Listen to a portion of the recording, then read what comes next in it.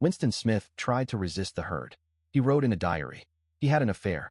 He committed thought crime. And at the end of the story, he loved Big Brother. Let that sink in.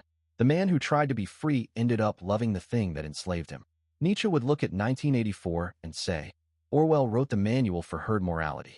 Oceania is a social machine designed to eliminate individuality. The party does not just want obedience. It wants worship. The scariest part is that it works. Even on Winston, he thought he was different. He thought his love for Julia made him different. But when Room 101 found the one thing he could not face, he broke. Completely. He became a believer. He loved Big Brother. He was absorbed into the herd. And he was happy about it. Nietzsche would say that Winston's failure was inevitable. Not because the party was too powerful. Because Winston was too weak. He was a herd animal trying to leave the herd. He defined himself through others. Through Julia, through his diary, through O'Brien.